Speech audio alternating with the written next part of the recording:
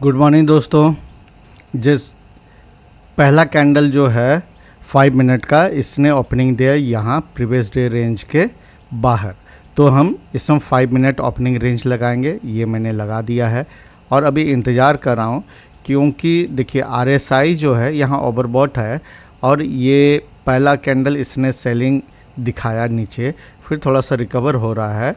तो मैं इसको जो है अभी इस पर हड़बड़ा नहीं रहा हूँ, इसको एक रिट्रेसमेंट अगर लगाते हैं तो देखते हैं कहाँ तक का रिट्रेसमेंट। ये रिट्रेसमेंट 38.2%। तो मैं अब इसमें मैंने इसको सेल करूँगा, PE बाई कर रहा हूँ। यस, थोड़ा सा ऊपर ही पकड़ा जाता है, जब पकड़ने जाइए आपको थोड़ा ऊपर पकड़ा देगा, ये होता है। स्टॉप लॉस मैं लगाता हूँ, जो यूजुअली आप जानते हैं मैं 20 पॉइंट का स्टॉप लॉस लेके चलता हूँ शुरू में, और 20 पॉइंट का स्टॉप लॉस है।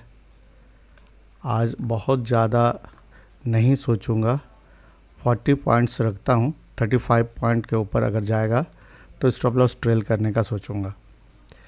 तो ये अपना ट्रेड सेट हो गया। ज़्यादातर में क्या होता है, जब आप एंट्री करने लगते हो ऊपर ही पकड़ा जाता है। 146.05 में मेरा एंट्री हुआ है।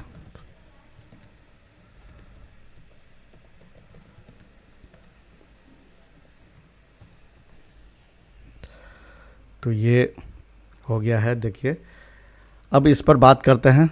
छोटा सा बात ये है कि देखिए ये यहाँ से यहाँ इतना जो इसको सप्रेस कर दिया है, और मैं इंडिकेटर से अपने इमोशन को कंट्रोल करने की कोशिश करता हूँ। हालांकि CPR के ऊपर खुला है, लेकिन ये पूरा रेड है और ये अपर बॉलिंजर बैंड से पूरी तरह से बाहर है। और उस दौरान यहाँ पे देखिए सुपर ट्रेंड यहाँ फ्लैट है, और ये ओवरबॉट कंडीशन में जा रहा था। जब मैंने यहाँ एंट्री लिया, इस जगह में मैंने एंट्री लिया, एक मिनट में मार्क कर देता हूँ सब। इस जगह यहाँ ऊपर से थोड़ा नीचे आ रहा था हल्का, उसी समय मैंने एंट्री लिया। और देखिएगा EMA5 जो रेड वाला लाइन है, ये अभी भी ओपनिंग रेंज के अंदर घुसा नहीं है। जो 5 मिनट ओपनिंग रेंज है उसके अंदर घुसा ही नहीं है। इसीलिए मैंने ये सोचा कि ये मुझे शॉर्ट करना चाहिए और मुझे इसमें पैसे मिलने चाहिए। अब देखिए क्या होता है, मेरा टारगेट हिट होगा कि नहीं। मैं 40 पॉइंट का ही टारगेट जो है रख रहा हूँ, उससे ज़्यादा का नहीं रख रहा हूँ, क्योंकि मुझे जो है हमेशा ट्रेड करने का मौका नहीं मिलता है।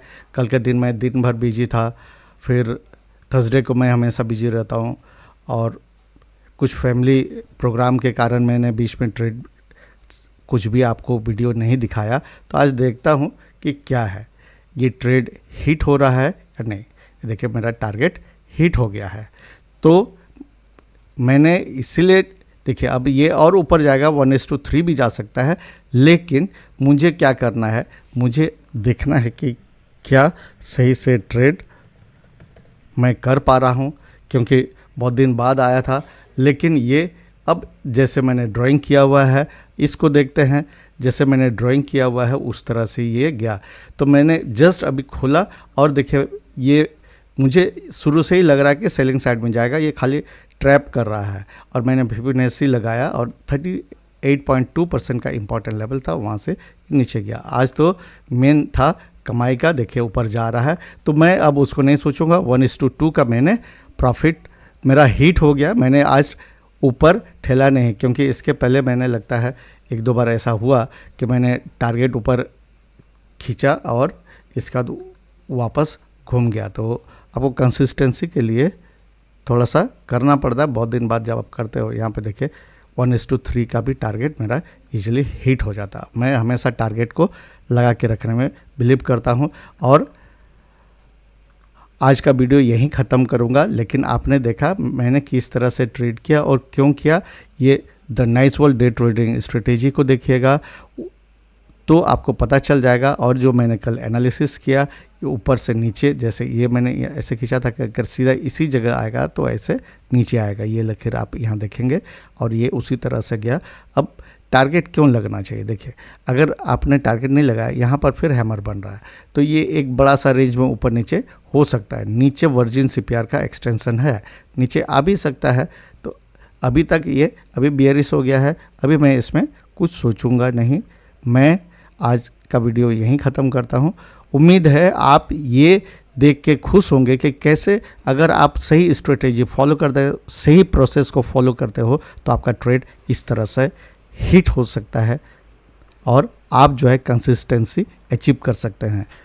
तो आज के दिन में जिन लोगों ने भी ट्रेड किया, उनका कैसा एक्सपीरियंस रहा, और क्या आप मानते हैं the nice world day trading strategy और मस्त PSAR स्ट्रेटेजी जो है आप समझ पा रहे हो? येस या नो में आप कमेंट्स लिखेगा, मैं जानने का इच्छुक हूँ। Thank you, good day to everyone.